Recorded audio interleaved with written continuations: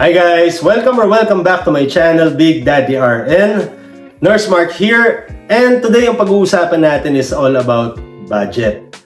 Marami kasi nagtatanong regarding sa magkano ba yung dapat baon nila bago sila pumunta dito sa US, paano ba yung budget monthly, yung expenses, yung cost of living, diba? Yung magkano ba yung amount na cash na pwede nilang dalhin, ano ba yung mga dapat pagkagastusan once dumating dito. So, yun yung mga pag-uusapan natin today, no? Pero bago tayo magsimula sa topic natin today, kung di pa kayo nakakapag-subscribe, please subscribe to my channel. Like and share nyo na rin po, no, sa mga co-nurses natin, especially daw sa mga papunta pa lang dito, or yung mga bagong dating, no, nakakarating lang dito sa US, baka makatulong sa kanila itong vlog natin today. Okay? So, ready na ba kayo? O, tara, pag-usapan natin. Go!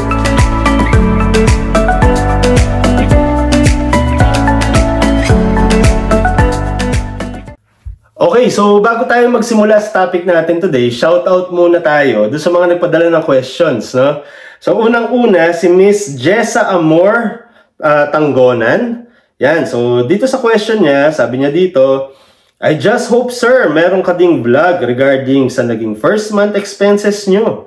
Yan, at naging adjustment ng family nyo when you settled in sa state na saan ako nag-work. Okay? Sabi niya rin dyan, how do you keep yung work-life balance na sinasabi nila? Okay.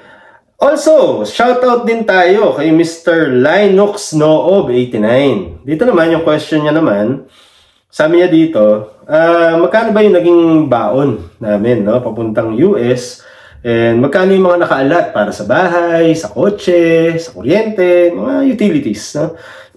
And kung may buffer money ba akong dala? No? Kung meron man, gaano katagal tumagal yun? No? Siyempre, bago ka nagsimula ng trabaho.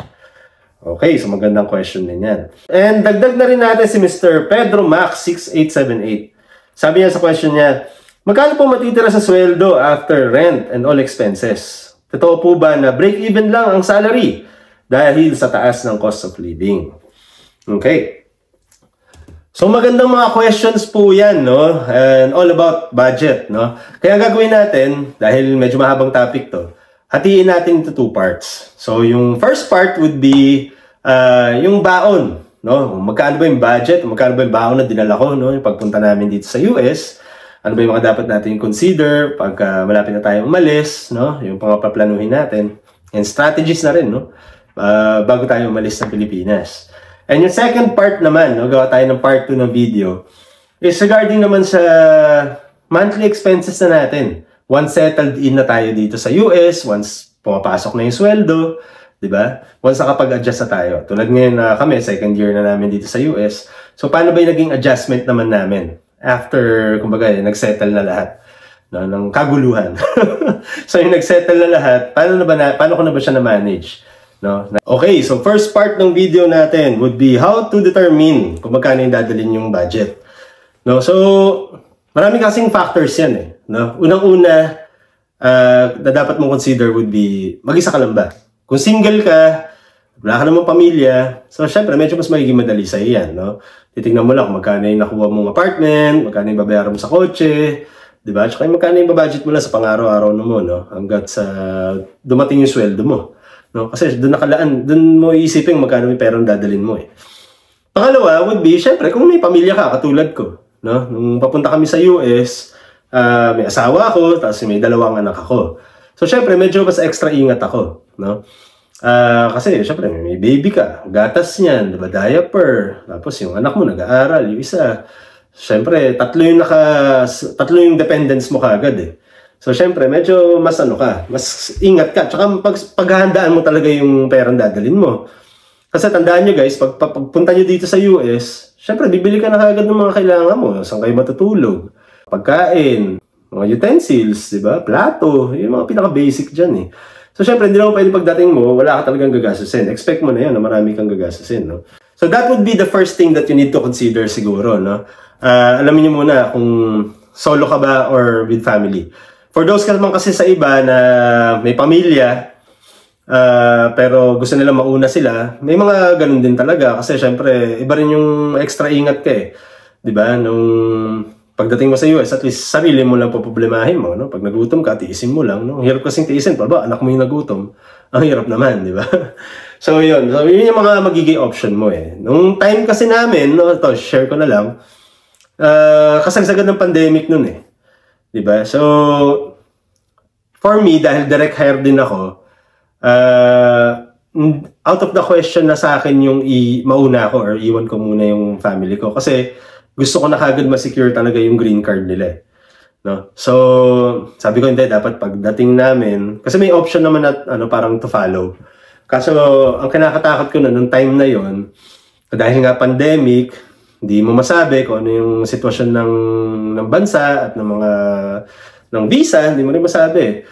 Baka bigla mag-retrogression. So, yun yung iniisip ko nun. And ayoko na mauuna ako, tapos bigla magre-retro. By the time nakukuha na ko na sila ng visa, patagalan na. So, nung time na yun, nung in-apply ko siya, dahil EB3 visa naman kami, sinabay ko na talaga. No?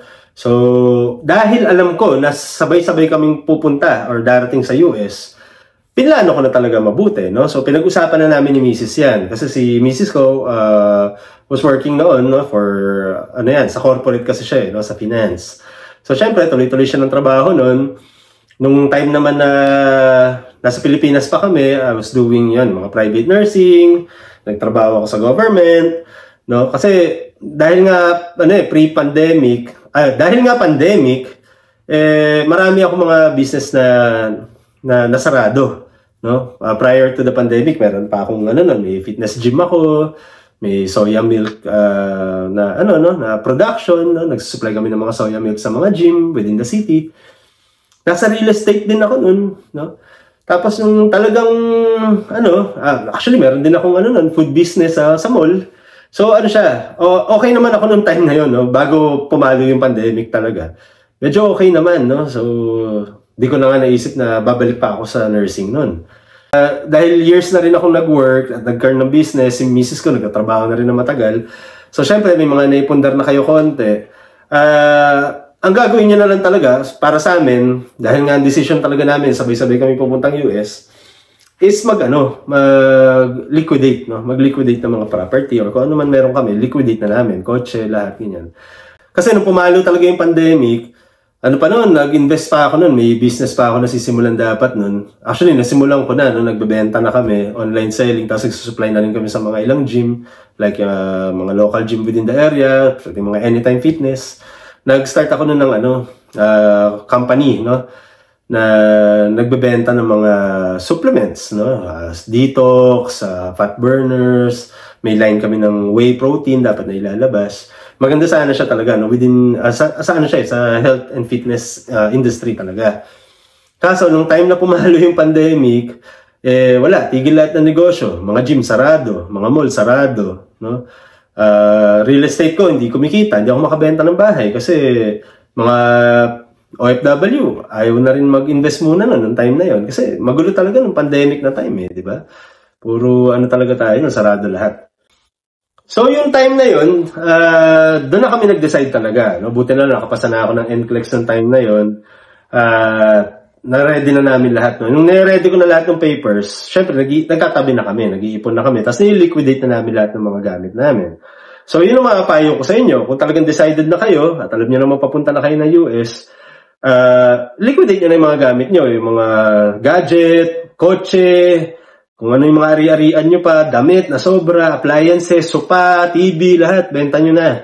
No? Syempre, dapat sigurado na kayong paalis, ha. Huwag naman yung malayo pa, hindi pa kayo nakakapag-IELTS, hindi pa kayo nakakapag-NCLEX, pinagbibenta nyo na. Huwag naman ganun, kasi kailangan nyo yan, So, hintayin nyo yung medyo sigurado na. No? Kami as in visa na lang yung hinihintay ko, na process ko na lahat, yun, nagsimula na kami, benta na namin lahat. Pwede ka naman din kasing makitira muna sa sa kamag-anak mo, nanay, tatay mo, kapatid mo.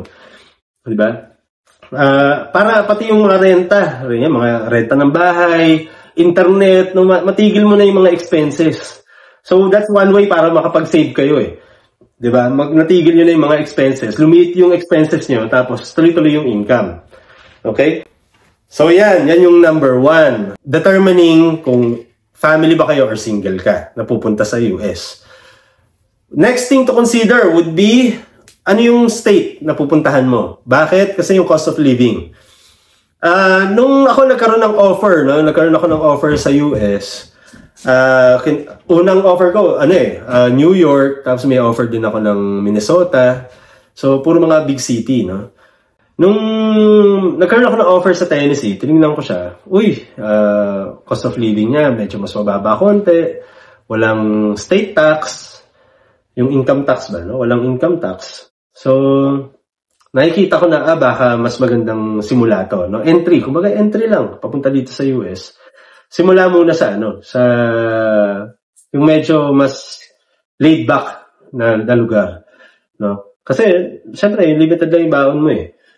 So, yun. Kaya yun yung napili ko. Kaya Tennessee napili ko ng time na yun. Pangalawa, syempre yung utilities, no? So, magkano ba yung renta ng bahay? Magkano ba yung babayaran mong kotse? No? Magkano ang kuryente? Magkano ang tubig? No? Kasi makakuha mo naman yan na yung average, no? Sa lugar na pupuntahan mo, pag alam mo na. So, at least budget mo na siya. Next to consider would be, syempre, kung may kamag-anak ka dun sa lugar na pupuntahan mo, no? Kung may kamag-anak ka, or mayroon kayong pamilya within that state, malaking bagay yun, malaking tulong yun, no?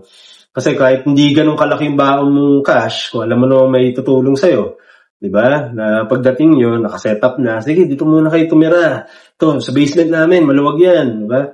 So, medyo kampante ka, di ba? Pero kung ba, katulad ka namin, na yung pagpunta namin dito sa US, wala talaga, no? Yung state na pupunta ko, wala akong kaibigan, wala akong kamag-anak, no? So talagang extra ingat, no? At saka yung budget, as much as possible, yung pinakamalaking kaya mong dalhin, talaga dalhin mo.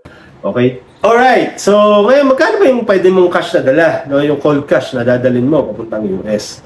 Siyempre, pagdating mo dito sa US, kung you've never been here before naman, no? Parang kami, hindi pa naman kami nakakapuntang US. Unang-una mong gagawin siya, magbubukas ka ng bank account eh. So, kailangan mo ng cash, di ba? Kailangan mo ng cash na dala. So, ang limit kasi sa immigration na pwede mong ipasok na pera dito sa US is $10,000. Nung time namin, hindi ko lang alam ngayon, hindi pa ako nakapag-research. Pero nung time namin, $10,000. Ngayon, syempre, dahil nga meron naman kami mga gamit na ipundar na niliquidate namin, nakapag-ipon naman kami, no, konti. At syempre, yun nga, syempre meron pang back pay, meron pang mga separation pay, di ba? Lahat na lang pwede mo likumin. Sabi ko nga, benta nyo na lahat na di kailangan. So, I made sure na ang dala kong cash dito sa US noon is within that limit. No? Bakit hindi ko sinobrahan? Bakit di ko sinobrahan sa $10,000?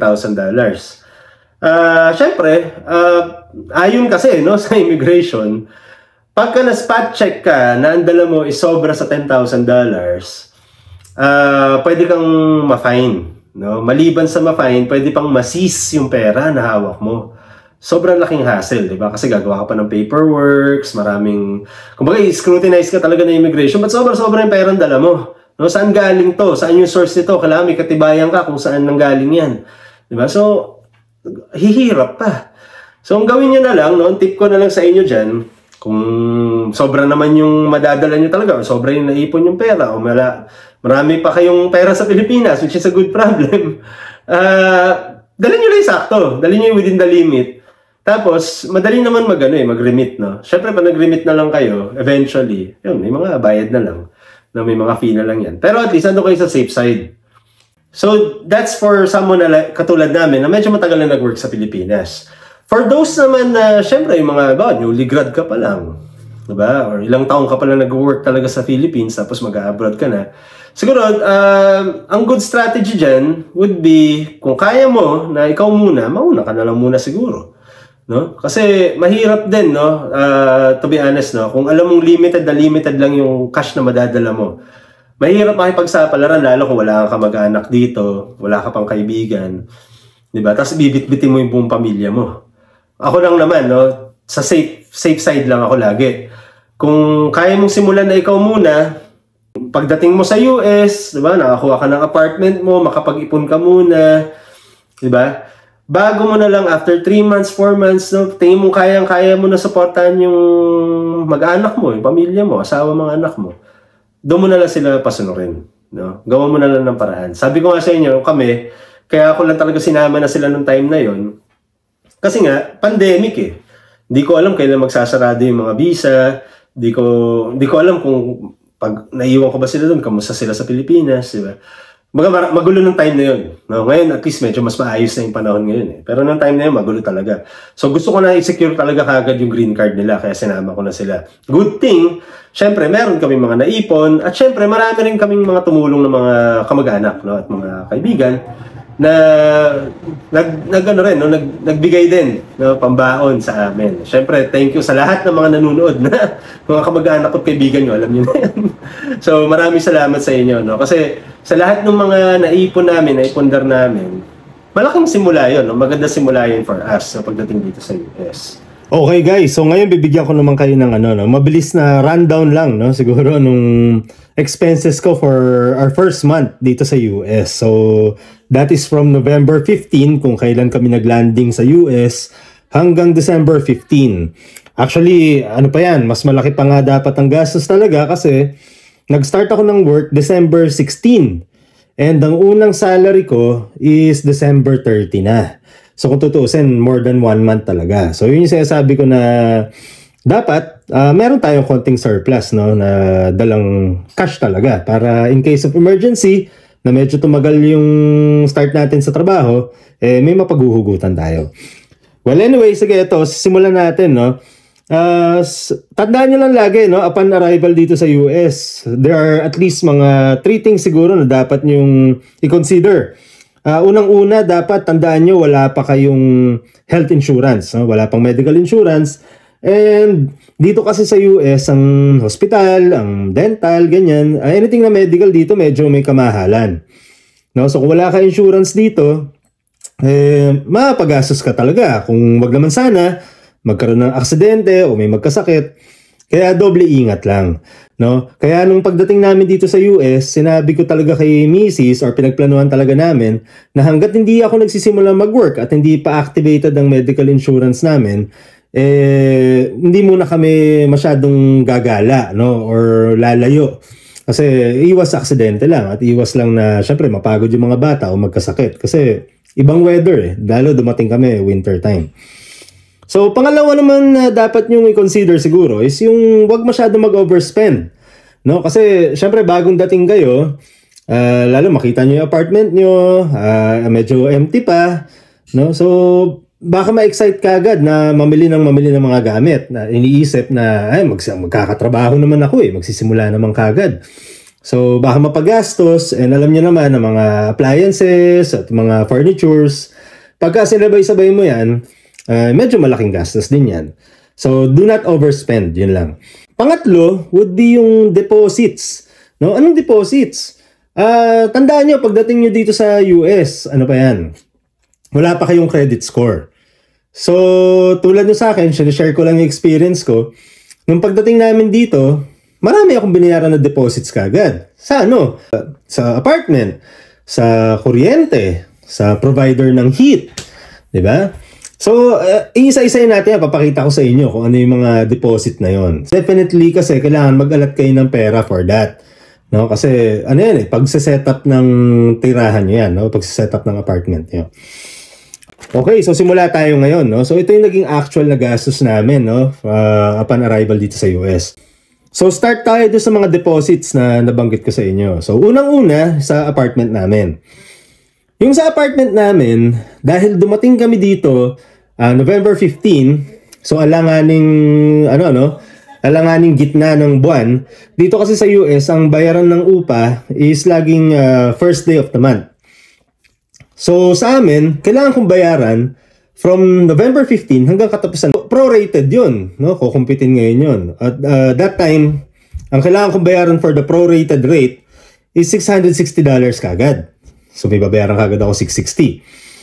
Pangalawa, deposit. Dahil wala nga akong credit score, ang deposit ko na kailangan bayaran, pinapili ako, it's either $250 na non-refundable or $500 na refundable. So ibig sabihin lang naman nun, after mong gamitin yung apartment or matapos yung contract mo, kung may mga damages kasi dyan, ikakaltas nila dun sa $500 mo, tapos ibabalik sa iyo yung tira. So dahil ayoko maglabas ng malaking pera kagad nun, pinili ko na lang yung $250 para tapos na, kalahati lang. Tapos naisip ko na lang, pag may damages naman o meron man kailangan ibawas sa deposit, sa kanila na yon. Basta ang goal ko lang noon is wag maglabas ng malaking pera kagad. So yun yung sa apartment. Pangalawa, yung CPWS namin or yan yung electric. Sa connection ng kuryente, ang down payment na hiningi kagad sa akin is $200. Tapos ang connection fee naman is $25. So that is $225 kagad. So next naman is the Atmos. Yung Atmos yan yung heat provider namin, gas heater kasi sa apartment namin nun eh. So yung gas line, ang sinisingil nila sa akin for the down payment is $73. Pero wala naman siyang connection fee, no? So ang dagdag dyan is $73. Next naman is the internet. Ang home internet na napili ko noon, ang deposit na hiningi is around $40.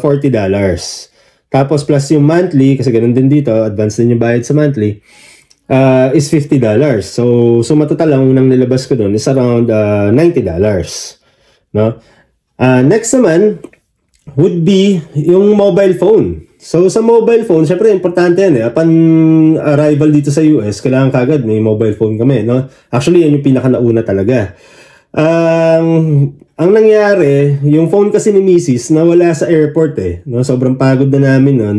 28 hours yung whole travel namin from the Philippines to the US nun, kasama yung mga layover.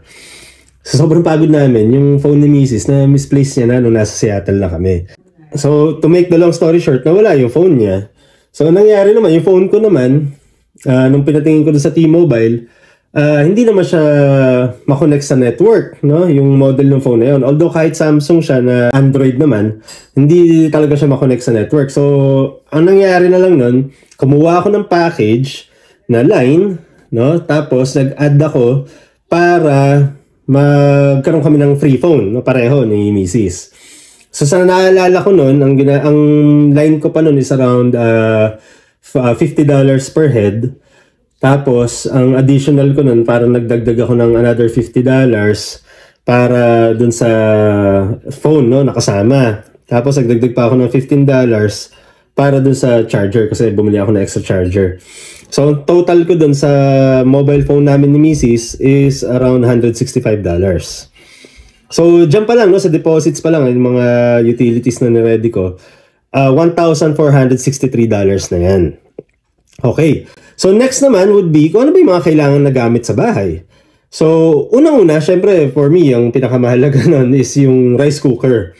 No? Kasi may mga baong kaming delata naman eh. May mga pagkain kaming dala, no, from the Philippines. So naisip ko, kahit nasa hotel pa kami, rice cooker ang pinakauna para makapagsaing na at hindi kailangan laging kumain sa labas. So yun, bumili ako ng rice cooker, yung maliit lang. So that's $17. Tapos bumili na rin kami ng mattress nun, no, para sa master's bedroom. Ang binili ko yung king size na. So yung king size kasi para 4 kami kakasya, no, kasi kadalasan yung mga anak namin tumatabi sa amin pag natulog dahil bata pa eh. So ang naisip ko rin nun, isa muna bibilin ko na king size na mattress. Syempre, pag binili mo yun, bibili ka na rin ng pillows, tapos bumili na rin ako ng covers, yung mga comforter, ganyan. So, ang nabili ko nun all in all, nagastos ko is around mga $350. No? Pero eventually, ang nangyari, binilang ko na rin ng single na mattress yung, yung panganay ko. So, again, with pillows and covers, nagastos ko naman around mga $120. So, dun pa lang, sa rice cooker pa lang, tsaka mga mattress pa lang, that's $487 na kagad. Now, sunod naman is the kitchen. Ang kagandahan naman dito sa US, yung mga apartments naman, yung kitchen area, meron na yung microwave, fridge, meron na rin yung oven, yung stove nyo, nandyan na. Tapos meron na rin yung dishwasher. No? So, magfa-function na yan. Yung mga additional na lang, kung gusto mo ng coffee maker or toaster, ganyan, yun na lang bibilin mo. So ako, ang ginawa ko lang nun, yung pag-setup ng kitchen, dahil tiyempo rin na Thanksgiving kasi nung dumating kami, no? After 1 week, Thanksgiving na. Nag-decide kami ni Miss na bumili ng dining table, no? So, although second hand lang naman yung binili namin. Pero yung magandang klase na siya, yung medyo sturdy na, matibay na. Nabili kong dining table nun is $150. No? Natawaran ko yan from $200. Nababa ko ng $150. Next naman, syempre, yung mga plates, utensils, andyan na rin yung mga pans para makapag-prito-prito konti, knives, no? Yung coffee maker ko, kasi coffee drinker talaga ako. Siguro lahat-lahat na nagastos ko, mga $100 for that, no? Para lang at least may magamit na sa kitchen. Next naman, mahilig din kasi nga ako magkape lalo sa sa bakuran, no. So dito naman sa amin, meron kaming parang balcony no, na patio. Bumili ako ng patio chairs, no. That's $50, no, na may kasama na siyang table at dalawang upuan. Then, isa pa na mahalaga for me is yung filtered water. Kaya bumili kaagad ako ng water filter, no? Na parang siya, dispenser na rin siya. So, yung nabili ko is $40 no, sa Walmart.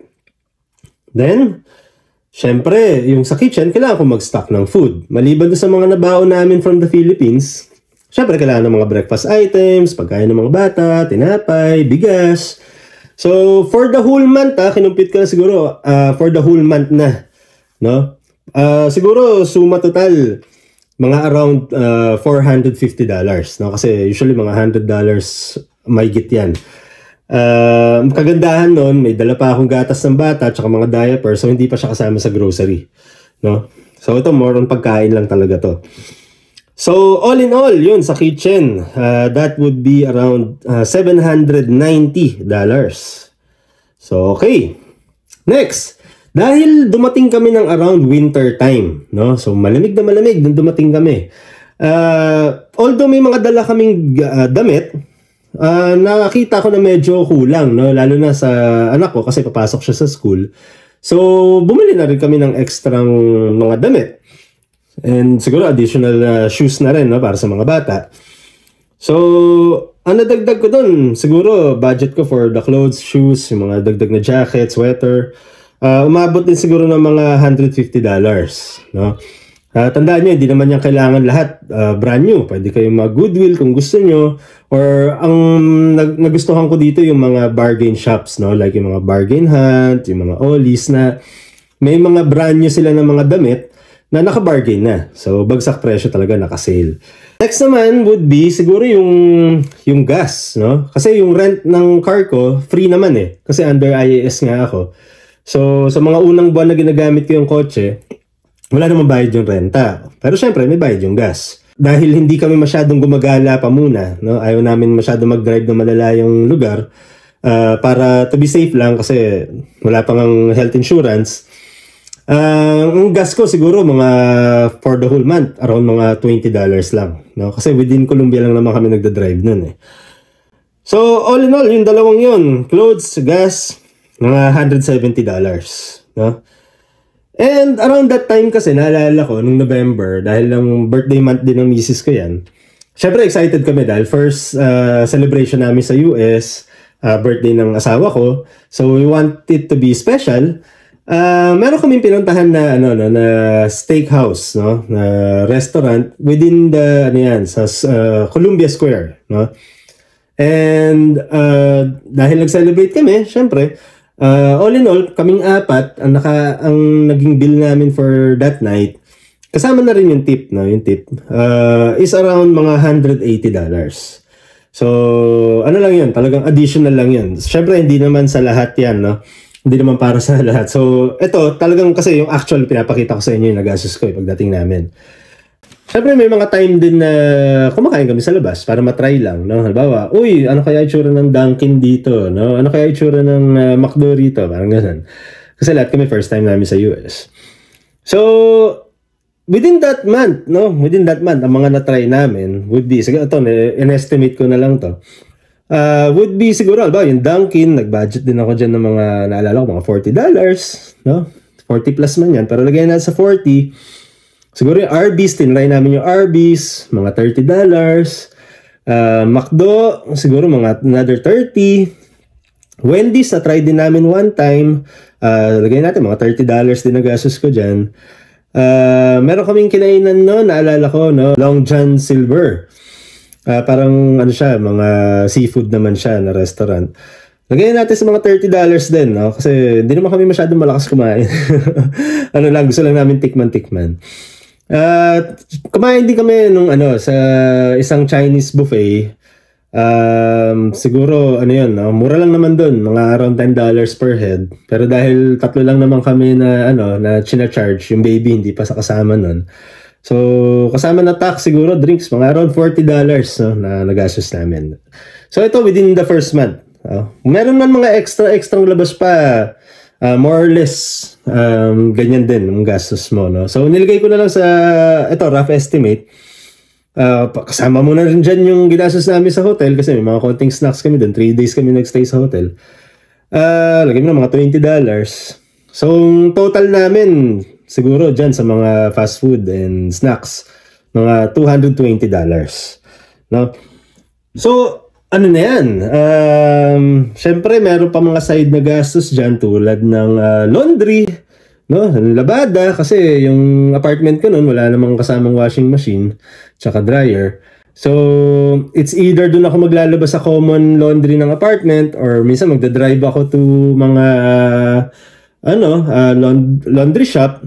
So, lagay na natin suma total siguro mga $15 or $20 no, per week. So, lagay natin sa 15 na lang. Kuwari, tipid tayo. Kasi may mga bata no? Naglalaro, yung baby ko lagi nagpapalit ng damit. So, malalaki rin yung damit ko. So, syempre, laban ang laba. So, lagay mo na sa $15 in 4 weeks. Additional $60 pa yan. So, basing from this list no, na ginawa natin, ang suma total no, for the first month na expenses namin is around $3,150. Now, mind you, hindi ko na sinali dyan yung mga gastos on the actual day ng flight namin. No, like yung mga terminal fee ng airport. Hindi ko na rin sinama dyan yung plane tickets. No? Ang agency kasi namin, ang babayaran lang na plane ticket is sa akin lang. Siyempre, sa asawa ko, tsaka sa mga anak ko, sagot ko na yun. So, additional expenses din sa akin yun, di ba? Baka bawasan din yun sa mga babaong ko sa US. So, yung mga yun, di ko na sinama. Ang nilagay ko na lang dito is yung actual na gastos, no? Yung pag-landing namin, yung actual na gastos. So, at least may idea kayo, no? At kung may surplus man kayo, maganda sana is, ang surplus natin is yung kaya nating mamuhay, no? Ng at least mga 2 to 3 months nang walang sweldo. Bakit? Kung kaya nga 4 months, mas maganda sana no?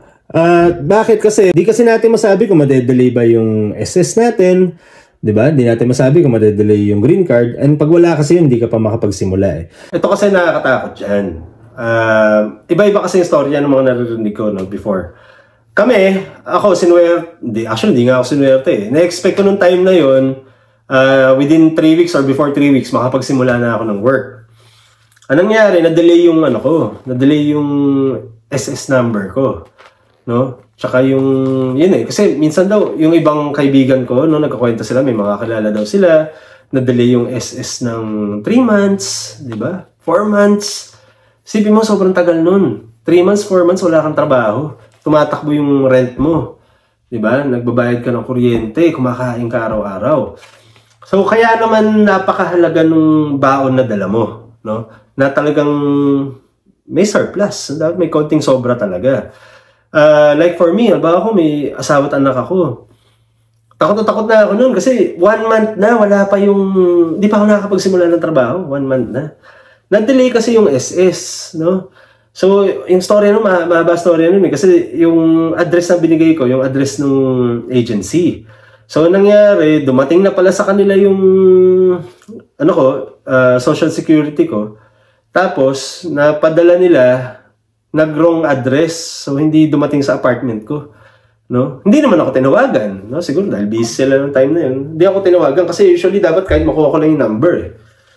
Mabigay ko lang sa company na facility na pagtatrabaho ko. Makapagsimula na sana ako. So, yun. May mga ganung senaryo. No? So, in short kasi may mga ganung senaryo. And sabi ko nga, may mga narinig akong storya dati. Tumatagal as much as 3 or 4 months na wala ka pang work. So, kung bitin na bitin yung budget na dala mo, ang hirap nun. Diba? Hindi ka makapagsimula ng trabaho. And tandaan mo, pag nagsimula ka ng trabaho, ba ako, 1 month after, ang una salary ko, another 2 weeks yun. Di ba? Bago ako sa sahod nung 3 weeks nga eh. Di ba? Kasi tatrabaho ka ng 2 weeks, sa on the 3rd week, dun yung sahod ko. So, ang tagal. Di ba? So, kung kulang na kulang yung perang dala mo, ang hirap. Doon muna talaga. Kasi is ka muna hanggang sa pumasok ang unang sweldo. Okay?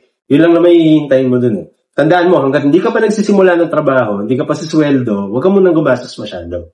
Siguro yun lang yung ma-share ko talaga sa inyo. So, abangan nyo yung part 2 ng video natin about naman sa budget naman ng monthly expenses, no? Versus sa income. Okay? So, once settled ka na, paano ba yung magiging expenses mo? Paano ba yung magiging budget mo? Okay? So, yun ang abangan nyo sa next video natin. So, again, maraming salamat for watching this video. Kung may mga questions pa kayo, may mga gusto pa kayong topic na pag-usapan, message nyo lang down below. Kung may mga suggestions kayo, kung meron din kayo mga ma-share nyo experience, no? I-comment nyo lang dyan para makatulong tayo sa mga iba pang nurses, no? So, yun lang muna. Ulit, papaalala ko sa inyo, wag na wag niyong kakalimutan ang dapat niyong tatandaan. Big Daddy RN, signing out.